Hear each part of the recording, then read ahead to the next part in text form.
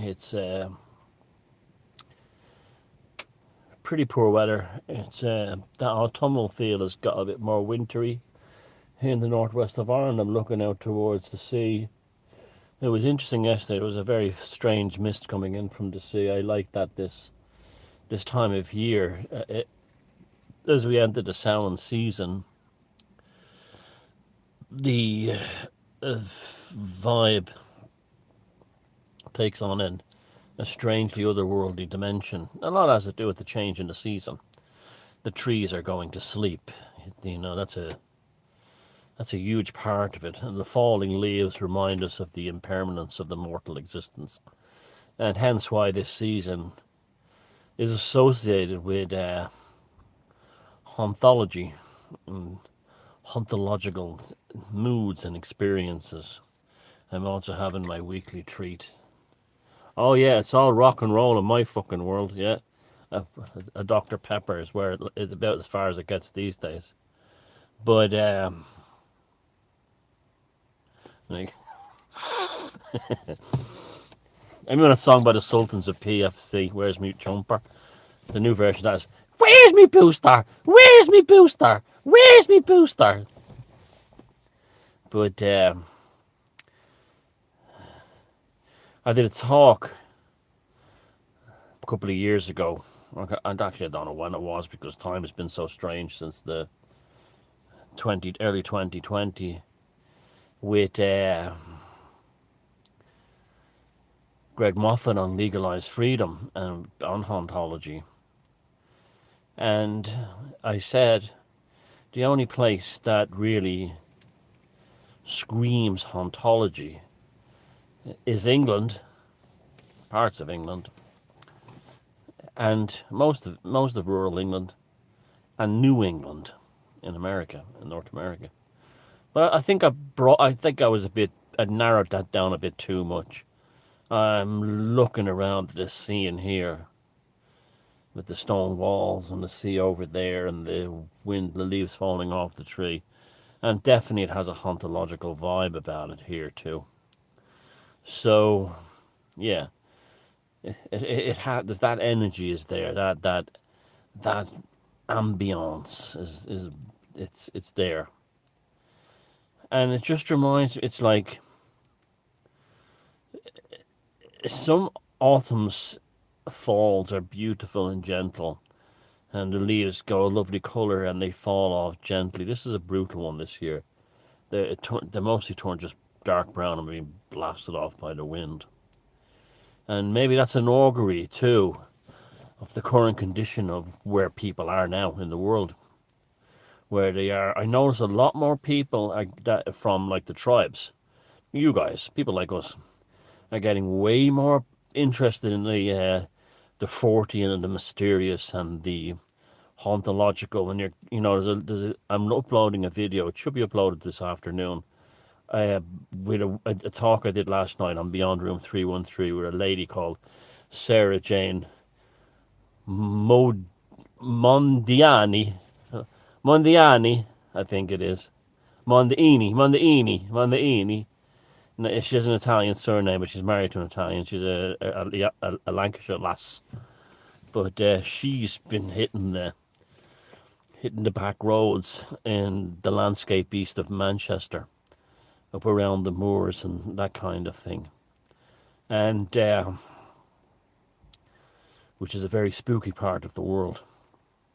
Even when you're flying into Manchester Airport, you see the city below you, and you just see the moors sort of like encroaching around it. You know that song, Suffer Little Children, about the Moors Murders by the Smiths.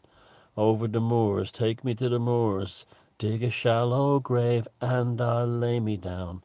You know, that vibe is there, and those moors that stretch all across through the whole Pennine regions of England up into Northumbria. It's all a very spooky landscape, and saturated with melancholy and sadness. You know, that sort of gothic romantic Emily Bronte, thing didn't come from nowhere. You know, it came from that landscape.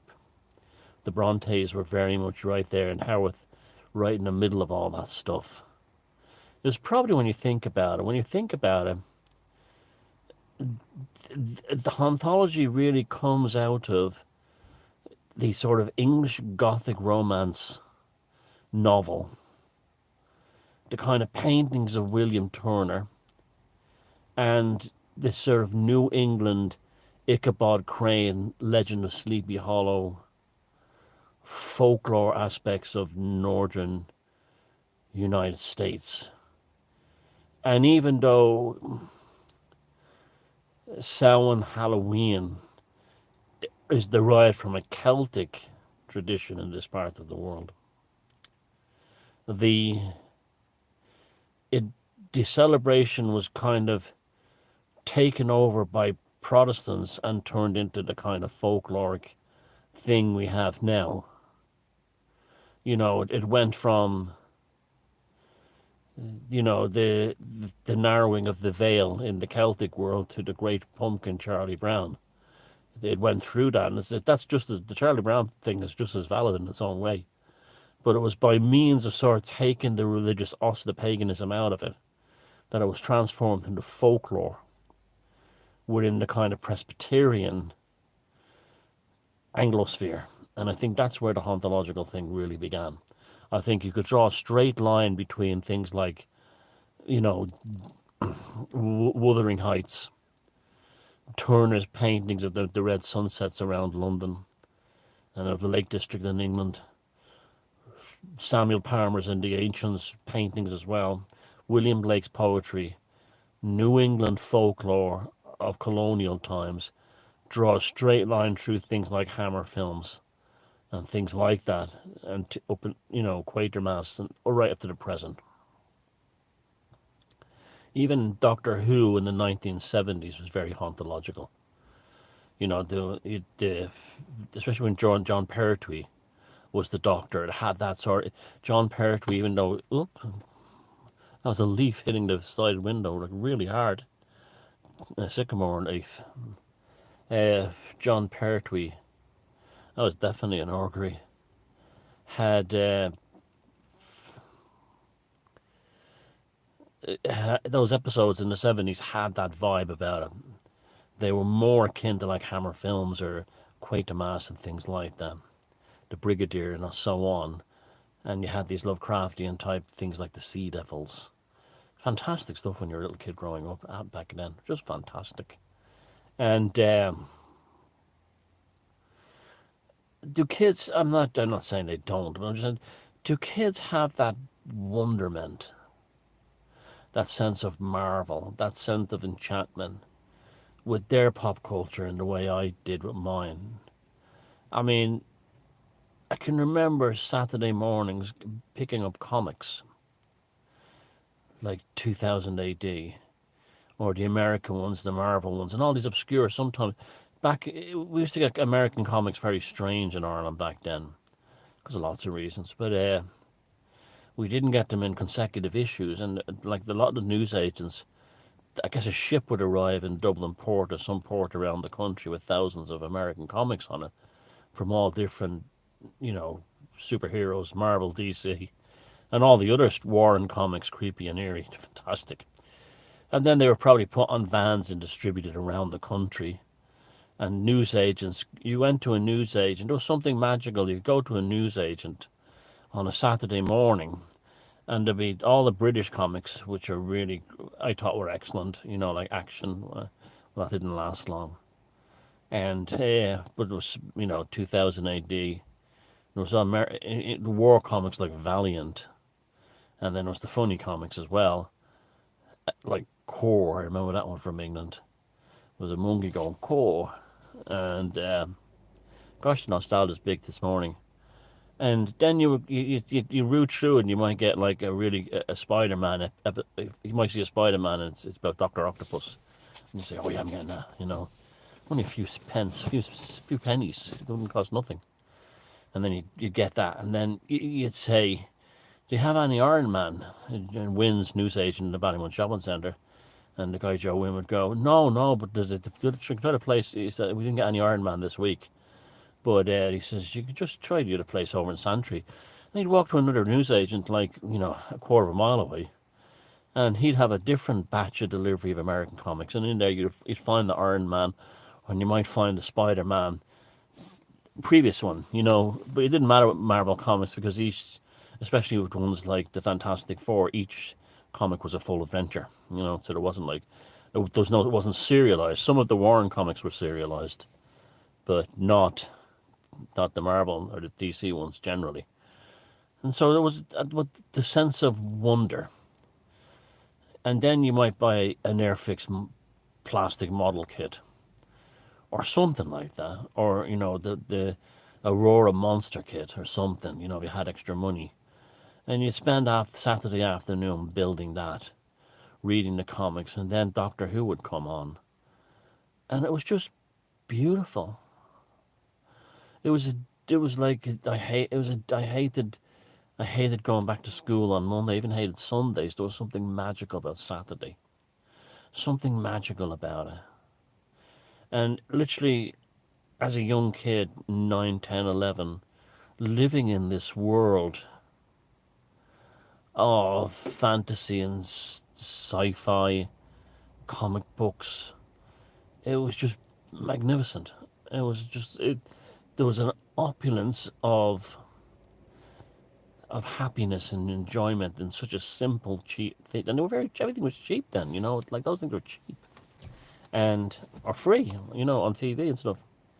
We used to get English TV because we lived in high-rise buildings, so they were able to get the signal across from from like Wales. We used to get HTV, Harlock Television, and BBC Wales, and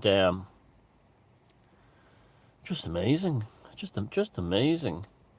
And so and I think that was the haunt. And then where I lived was on the edge of the city, and well, it wasn't really, but there was lots of old woodlands around it.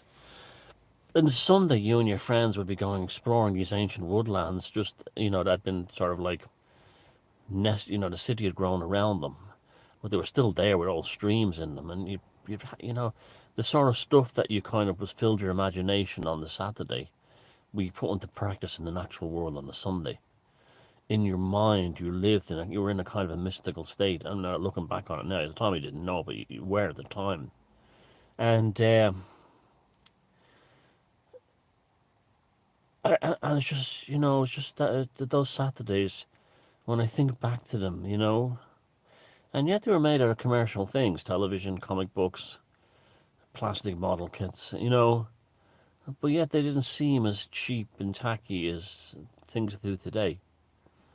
I often wonder if the kids today of that same age, where they have they have access to things so much more easily. Do they have that same rush and sense of just beautiful contentment in the pop culture of their time, And my own interest in everything from hauntological stuff to megaliths to magic to everything I talk about, the Fortean thing, all spawned out of that childhood. That was the incubator that led to this, and I'm terribly grateful for that,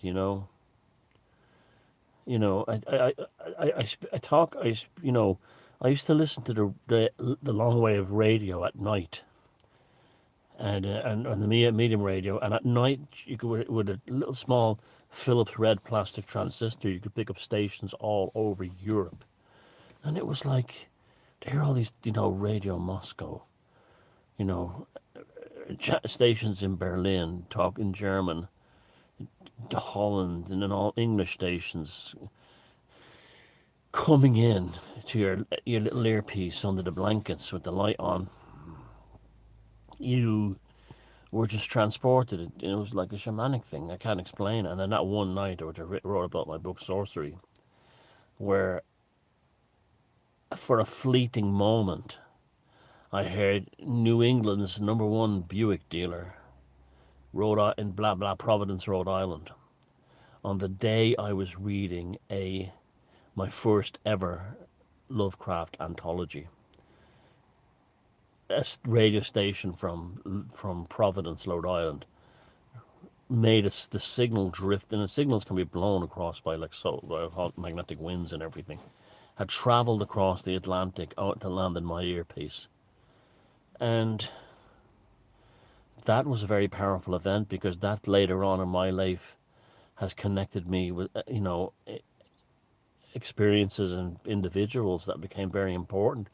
So it was almost like there was this magical. I mean, a lot of my friends that I've made over the years have been connected through a lot of that stuff, and then and that New England thing, hauntological witchy stuff. And I'm very grateful for encountering these individuals and these people because they've been so good to me in my life, and it all came out of that sense of boyhood wonderment. So, how about this, tribes? How about to escape or to distract or dissociate maybe from this crappy events of the moment and what they're foisting upon us? Let's all try to do something this weekend that will recapture that magic of or sort of like our intellectually developing childhood, not just the mindless child. Like, try to remember them. I often find myself, and I'm actually in a process where I'm trying to actively reincarnate into this life again. And so a lot of that revolves around these meditative episodes where I will sit in a chair in a room in quiet, and I will actively conjurate the nostalgic energies of different periods of my life and relationships and friendships and bad times is too. That's important as well, and to simmer the essence of that experience inside myself. And you will find it's quite remarkable. The whole thing where you smell, your sense of smell can transport you back years. It's a lot like that, but it's you can actually start to feel. You feel. I have distinct emotional feelings that I associate with different individuals and people in my life going back.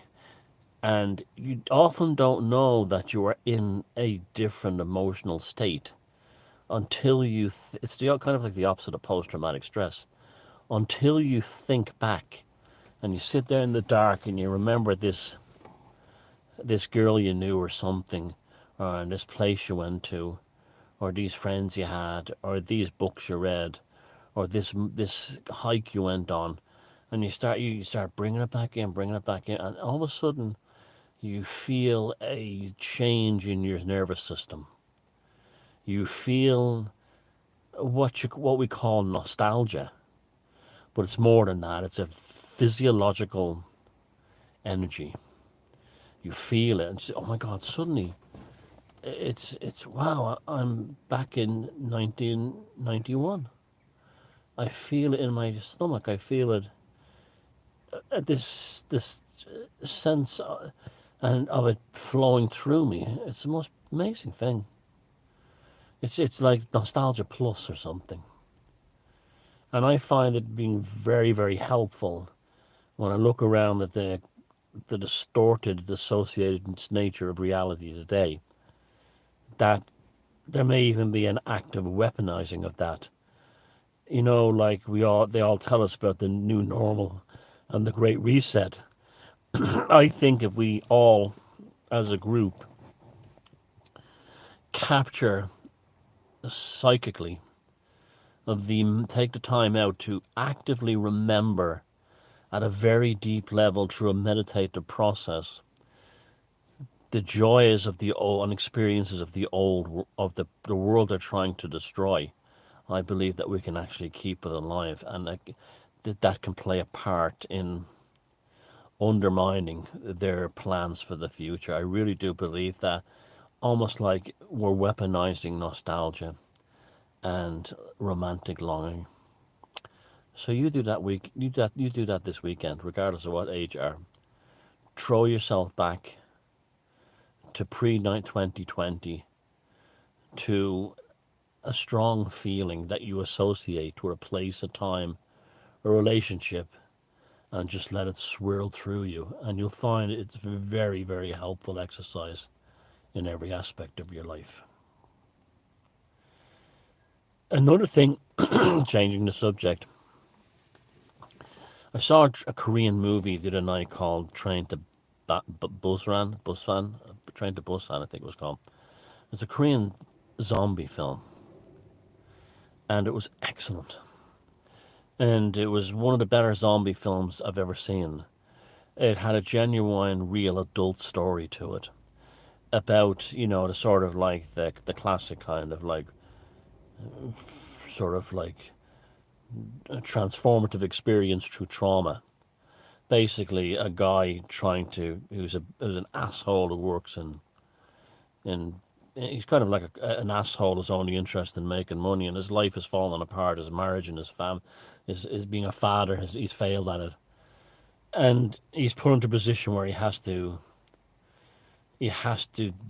atone by the classic Bhagavad Gita thing of putting action into intention, by actually doing things in this situation where Korea has been taken over by zombies, and these people are on a high-speed train traveling through Korea, and there's also zombies on the train, so they've got both. And by Jesus, did it remind me, and it's from 2014, I think. It's very good. And it's very well done and genuinely frightening. And it made me think of the last few years. And it was almost like this film was almost like a warning. The zombies were the needle crafted, attacking us, putting us down, laughing at us, saying, "Oh, we can go to restaurants and you can't. It's our world now." Well, we kept traveling along the train doing our own thing, but now we have to be very careful, because now that the reality is sinking in, that many of them either subconsciously or overtly know they're in great danger, that they might start somehow blaming us and the media helping them. An animal like Joe O'Shea here in Ireland and all the other ones on TV, blaming the unneedle crafted for their plight, like out of jealousy. Somehow they could twist it around. Somehow they know how they're great at gaslighting the stupid and the stupid masses. But the film, I was looking at this, I was just kept watching the film, and it was all us on the train. It was us who have and there was people who had to sacrifice themselves to zombies to keep their family going. And it reminded me of people who took the needlecraft because the boss said no jab, no job, and his wife might have been pregnant. And he says, "What can I do? I have to take care of the family." And those kind of allegories are all in the film as well. So I'd suggest you watch that. Train to Busan or Train to Basran, just a Korean zombie film with people on a train, and you'll really enjoy it. It's really good, but it's like, and even though it was made in 2014, it's kind of the world we live in now, and the ones who aren't zombies is really us and the tribes who've, of course there's needle crafted people in the tribe. They're just as welcome, once they were assholes, but about it, but that's what it's like. So enjoy, your Saturday, and look after yourselves. And let's use this day to capture a bit of magic from the past, in order so we can burn it into the future. Sanguine Gnosis. Love you all.